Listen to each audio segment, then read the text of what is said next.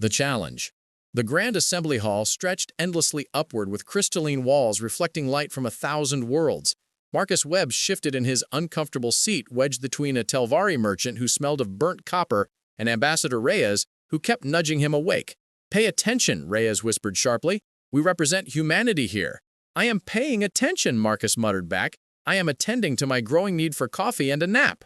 The human delegation occupied modest seats in the upper galleries, far from where actual decisions happened.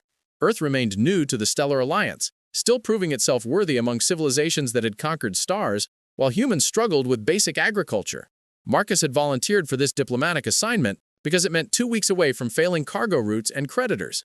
Station Nexus offered real food and gravity that did not fluctuate based on his ship's deteriorating systems. Then, Emperor Theron entered, and everything changed. The Emperor moved with ancient authority, his violet skin marking him as pure Zathari royalty. His ceremonial armor caught light in patterns that seemed to bend space itself. When he reached the central platform, silence crashed through the chamber like a physical force. "Honored delegates," Theron's voice resonated through frequencies that vibrated in Marcus's chest. "I come before you on a matter deeply personal to my house." He paused, and Marcus swore the entire station held its breath. "My daughter, Princess Amara, requires a consort." A hologram materialized beside the Emperor, and Marcus forgot how to breathe. The princess was stunning in ways that transcended simple beauty. Her skin was deep purple like twilight given form, and her eyes glowed with inner luminescence like captured stars. Silver hair cascaded around elegant pointed ears, and her features held otherworldly grace. But it was the distortion surrounding her that made his stomach drop. The hologram itself flickered and warped in her presence, as if reality could not decide how to render her properly. "My daughter carries the shadow essence," Theron continued, his voice hardening. "Ancient power passed through our bloodline for 7 generations. Most cannot withstand her presence. Many have attempted. All have failed." Whispers erupted through the chamber. Marcus caught fragments about suitors in psychiatric facilities and one who disappeared entirely. "She has endured isolation for 15 years, the Emperor's expression grew cold. "Every suitor has fled or shattered. Every attempt to connection has ended in tragedy." His voice rose, challenging now. "Is there no one brave enough to marry my daughter?" Silence crashed through the assembly. Thousands of delegates from dozens of species suddenly found their shoes fascinating. Nobody moved or spoke or even seemed to breathe. Marcus looked at the hologram again, at Princess Amara's luminous eyes that held cosmic distances, at the way reality bent uncertainly around her, at an expression that mixed otherworldly power with something heartbreakingly human: loneliness. He thought about his cargo ship with failing environmental systems, about 10 years of freight runs that paid enough to survive, but never enough to actually live, about the endless grinding sameness of existence without purpose. Then, he stood. "Webb, what are you doing?" Reyes grabbed his sleeve, but Marcus was already moving, walking down the aisle between delegates who stared like he had lost his mind. Maybe he had. His legs carried him forward, while his brain caught up and politely suggested this was insane. He ignored everything, focusing on the platform ahead and on the Emperor's shocked expression as he watched a human in a worn flight jacket approach impossible power. Marcus climbed the platform steps and stood before Emperor Theron while thousands watched. "I will accept," Marcus said simply. "Your Majesty, I do not frighten easily." The preparation. The Zathari medical scanner hummed with disapproval as it passed over Marcus's skull for the 4th time. The technician, a young woman with pale lavender skin, frowned at her display and made notes with increasing concern. "Is something wrong?" Marcus asked from the examination table. "Your neural density falls within acceptable parameters," she said slowly, "but your synaptic resilience markers are surprisingly high for someone without psychic training. Have you experienced significant temporal displacement or prolonged exposure to exotic matter?" "I have done a lot of wormhole jumps. Does that count?" She made another note. "That would explain the spatial adaptation indices. Your brain has learned to process impossible geometry as normal sensory input.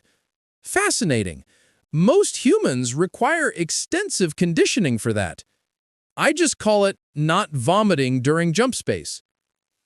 The medical examination was day 2 of what Ambassador Reyes kept calling the worst diplomatic decision in human history. Day 1 had been paperwork, with endless forms asking questions like, "Do you consent to potential reality fragmentation?" And in the event of temporal displacement, Who should we notify?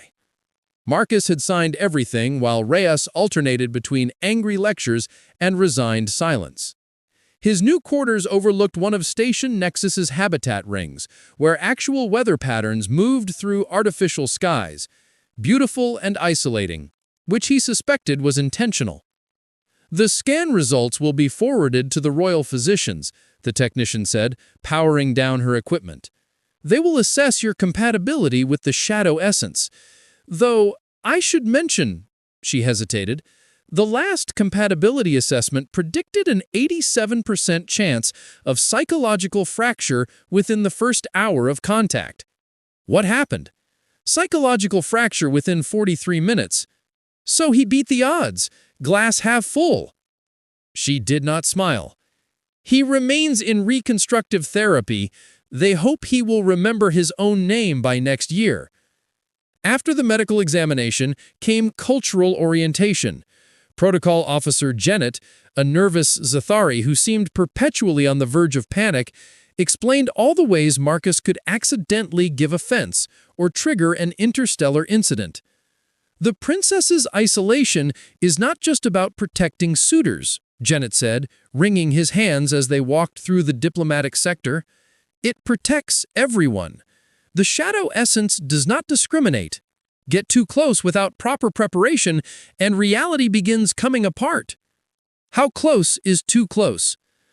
The last suitor lasted 4 hours, a Krithrax warrior with extensive mental conditioning. He fled the station screaming about the void between moments. Sounds dramatic. He was found trying to climb into an airlock without a suit, said the vacuum would be quieter than her presence. Janet glanced at Marcus nervously. Before him was a Velori scholar who lasted 6 hours. He developed a stutter that exists outside normal time. He speaks words before thinking them and finishes sentences 3 days later. Is there anyone who did not completely fall apart? Prince Cassian, her brother, can tolerate her presence briefly, but the royal family shares some resistance through bloodline. And Emperor Theron, of course, though even he limits direct contact. Janet stopped walking and turned to face Marcus directly. Captain Webb, I mean no offense, but you are a cargo pilot. No psychic training, no noble bloodline, no enhanced conditioning. What makes you think you can survive what breaks trained warriors and scholars? Marcus shrugged. Stubbornness, mostly. Also, I have spent 10 years in situations that should have killed me and somehow keep not dying. Figure I will just continue that trend. That is not a strategy. It has worked so far. On day 3, they took him to the edge of the isolation wing. Not inside, just close enough to feel the effect of proximity to the shadow essence. The corridor changed as they approached. Lighting took on twilight qualities. Shadows fell in directions that did not match their sources. Sound became muffled like walking through deep water. Marcus felt it before they reached the boundary markers. A pressure against his consciousness. Reality becoming negotiable around the edges of perception. For a moment, he saw the corridor from multiple angles simultaneously. Experienced walking forward while also standing still, while also having already passed through. His stomach lurched with the same nausea he got during rough jump transitions. Then his brain did what it always did in wormhole space. Stopped trying to make linear sense of things and just accepted the impossible as temporary conditions to work through. We are still 30 meters from her quarters, Janet whispered. This is just ambient effect. Most people turn back here. Marcus took a breath and tasted something like ozone and starlight. Guess I'm not most people. That night, alone in his quarters, Marcus stood at the viewport watching the habitat ring rotate through its artificial evening. Somewhere in the isolation wing, Princess Amara existed in whatever reality the shadow essence created around her. His calm chimed, a message from an unknown sender, text only. Thank you for not running yet. Nobody expected you to make it this far. No signature, but somehow Marcus knew. He typed back, I am stubborn. You will figure that out. The response came quickly. I'm counting on it. The first meeting. The shuttle ride to the isolation wing felt longer than most wormhole transits. Marcus sat alone in the passenger compartment while Janet piloted from the sealed cockpit, apparently unwilling to risk conversation that might encourage reconsideration. Through the viewport, Station Nexus's outer rings rotated past. Entire habitat modules stood abandoned to house a single person. The isolation seemed excessive until Marcus remembered the Valori scholar who now stuttered across time itself. They docked at a platform coated in dust despite the station's usually immaculate maintenance. Janet emerged from the cockpit looking like he was attending a funeral. "Final warnings," he said, voice tight. "The shadow essence manifests as reality distortion in close proximity. You may experience temporal displacement and sensory confusion, and existential dread. Your sense of self may begin to fragment. If that happens, retreat immediately. And if I cannot retreat, then we collect what remains and return it to Ambassador Reyes with appropriate honors." Janet handed him a small device that pulsed with soft light. "Emergency beacon. Triggers automatically if your vital signs indicate critical psychological stress. Also manually activated if you retain enough coherence to press it." Comforting. "Captain Webb, this is not bravado anymore. Beyond those doors is power that predates most civilizations. The princess cannot fully control it, only contain it. You will be exposed to forces that break trained minds." Janet met his eyes. "Last chance to reconsider?" Marcus pocketed the beacon. "I am good." The protocol officer looked at him like watching a man jump out an airlock, then touched a control panel. Massive doors carved with symbols that hurt to look at directly began sliding open. The sound was not mechanical but something older, like stone grinding against the fabric of space itself. Beyond the doors, reality looked negotiable. The corridor defied easy geometry. It stretched forward, but also curved back on itself. Walls existed at angles that should not work in three-dimensional space. Lighting came from nowhere and everywhere, casting shadows that moved independently of their sources. Marcus heard whispers in languages that predated speech, felt time moving like water around him. He took a step forward and immediately experienced it from three different temporal perspectives: the moment of stepping, and the memory of having stepped, and the anticipation of the step not yet taken. His stomach lurched, but he kept moving. Feet found floor that felt solid despite looking uncertain about its own existence. The doors closed behind him with grinding finality. The corridors seemed to stretch as he walked, with distance becoming subjective. He passed objects that changed shape when viewed peripherally. Through archways, he glimpsed rooms that existed in too many dimensions and spaces that folded back through themselves like impossible origami. Then he entered the main chamber, and he saw her. Princess Amara stood in the center of controlled chaos, and the hologram had not done her justice. In person, she was devastating, not just beautiful, but present in a way that made everything else feel like background static. Her purple skin seemed to shimmer with inner starlight. Constellations wheeled across her shoulders and arms in patterns that shifted like living star maps. Those luminous eyes fixed on him, and Marcus felt the weight of her attention like gravity shifting sideways. Reality wobbled.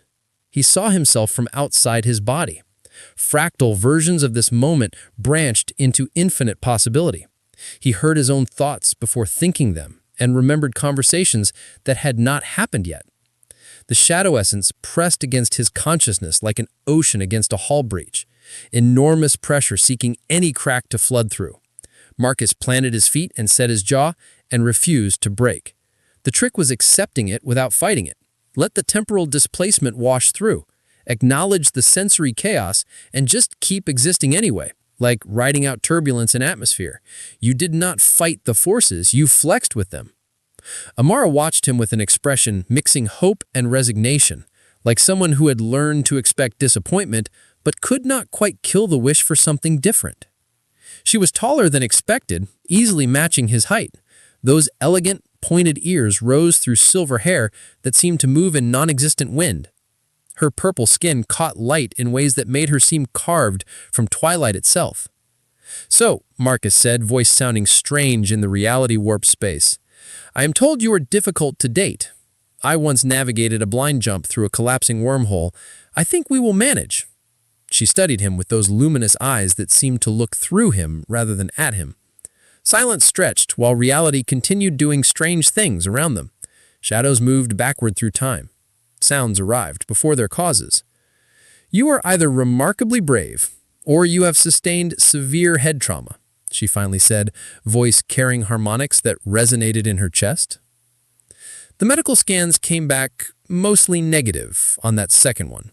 A ghost of a smile touched her lips. Mostly. There was an incident with a plasma conduit. They said some scarring was inevitable. She circled him slowly, and Marcus fought the urge to turn with her. He kept still as she examined him like a puzzle. The shadow essence intensified with her movement. He saw afterimages of her positions, and timelines where she never moved, and futures where she had already stopped circling. Disorienting, but not painful, more like trying to focus through rippling water. The others usually start screaming around now, or weeping. One actually tried to phase through the wall. That sounds dramatic. The wall was force-shielded. He just broke his nose. Marcus smiled at that. See, that is why you stay calm. Running into walls rarely improves any situation. She stopped in front of him, close enough that he could see patterns shifting across her purple skin. Those luminous eyes searched his face with something approaching wonder. "Why did you volunteer? What could you possibly gain from binding yourself to someone whose very existence might unravel yours?" Marcus met her unsettling gaze directly. "I am tired of running cargo between backwater colonies, tired of surviving without living. Your father issued a challenge and nobody moved." He paused as reality stabilized slightly between them. "I thought, here is someone isolated because of something she cannot control, while everyone treats her like a disaster waiting to happen." His voice softened. "I know what it feels like when people only see the danger and never the person." Amara's luminous eyes widened and their glow intensified. Reality around them rippled like a stone dropped in still water. Marcus experienced a strange doubled sensation standing in the chamber while simultaneously floating in the void between stars. Her surprise echoed through dimensions he didn't have names for. Then everything snapped back to something approaching normal. "You are either a skilled manipulator or genuinely too foolish to be afraid. The third option, I'm exactly foolish enough to see this as an adventure instead of a suicide mission. It may be both. Most of my adventures are." She laughed, and the sound caused the chamber's impossible lighting to pulse in rhythm, like a heartbeat. The shadow essence fluctuated with her emotion, and reality became briefly more stable before fracturing again into comfortable chaos. For the first time in 15 years, Princess Amara did not quite feel as alone as she had when Marcus first walked in. The connection deepens. "The suitors my father brought before were princes and warriors and scholars," Amara said, circling him again, but closer now. "People who wanted alliance benefits or believed they could handle me like some dangerous pet to be mastered. You are a cargo pilot with debts and a death wish. Technically, it is more of a life wish. I just approach it unconventionally. By volunteering to marry someone who might accidentally disintegrate you, I have had worse first dates." She stopped directly in front of him, close enough that he could feel the shadow essence like static electricity against his skin. Her purple skin glowed with inner starlight, and those elegant ears twitched slightly, picking up sounds and frequencies he could not hear. "Tell me about the worst one," she said. "What?" "Your worst date. I have spent 15 years isolated in these chambers. I have never had a date, worst or otherwise. Indulge my curiosity." Marcus blinked, thrown by the sudden shift to mundane conversation while reality performed acrobatics around them. "There was a mining engineer on Kepler Station, seemed nice, and laughed at my jokes and agreed to dinner. Halfway through the meal, her 3 ex-husbands showed up with a territorial dispute that somehow involved explosives. How did you survive?" "Hid in the kitchen freezer until station security arrived, spent 2 hours surrounded by frozen protein paste while listening to explosions, lost feeling in my toes for a week." Amara's smile was genuine now, transforming her alien features into something warm and almost human despite the otherworldly elements. Her purple skin glowed with inner starlight, and those elegant ears twitched slightly, picking up sounds and frequencies he could not hear. That does sound worse than potential reality disintegration. At least with you, the danger is straightforward. No surprise, ex-husbands. None that I am aware of, she agreed, though given my isolation, it is theoretically possible I have suitors who fragmented so completely they forgot they were courting me. Dark humor. I like it. She extended one hand toward him, palm up and offering. Her purple skin held depths like deep space, with constellations wheeling across her elegant fingers. The shadow essence is strongest through physical contact. Touching me has broken stronger minds than yours, Captain Webb. Her luminous eyes held his gaze. But if you are to be my consort, you will need to withstand more than just proximity. Marcus looked at her hand, at the elegant fingers, slightly longer than human, at the power that made reality uncertain around her. He thought about the Kraxar warrior and the Valori scholar and all the others who had shattered. Then he reached out and took her hand. The shadow essence crashed through him like a tidal wave. Reality fragmented into 1,000 shards, and he saw everything and nothing simultaneously. Past and present and future collapsed into a single eternal moment. He felt her loneliness echoing across 15 years of isolation, and her fear of destroying everyone who came close, and her desperate hope that someone might finally stay. Marcus held on. He let the chaos wash through him without fighting, accepted the impossible sensations, and kept existing anyway. His fingers tightened around hers, and he pulled her closer instead of pushing away. Amara gasped as reality stabilized around them. The shadow essence still swirled, but gentler now, like a storm finding its eye. Her luminous eyes were wide with shock and something else. Hope. "You are still here," she whispered. "Told you I was stubborn." She laughed, and it sounded like starlight.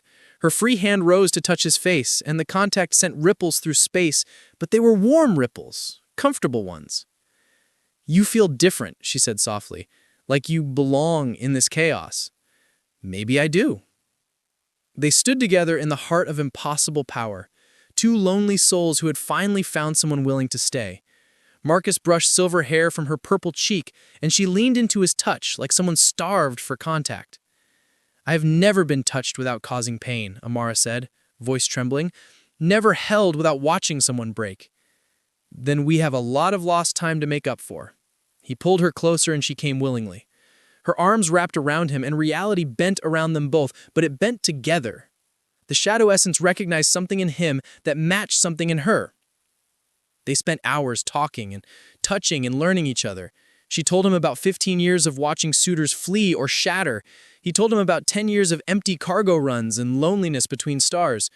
Two people who had given up on connection, finding it in the most impossible place. When Marcus finally kissed her, the shadow essence exploded outward in a wave of purple light, but instead of destruction, it felt like celebration. Like the universe itself acknowledging something beautiful and rare. Amara kissed him back with 15 years of longing. The Covenant. The betrothal ceremony filled the Grand Assembly Hall with delegates from every corner of the Alliance. Emperor Theron stood at the central platform wearing formal robes that seemed woven from captured starlight. His expression mixed hope with protective concern. Marcus walked down the central aisle in borrowed finery, feeling every eye upon him. Ambassador Reyes had stopped calling this a disaster somewhere around day 4, when Marcus emerged from the isolation wing, smiling instead of screaming. Princess Amara waited at the platform, and the sight of her stole my breath. She wore ceremonial robes that flowed like liquid twilight around her purple form.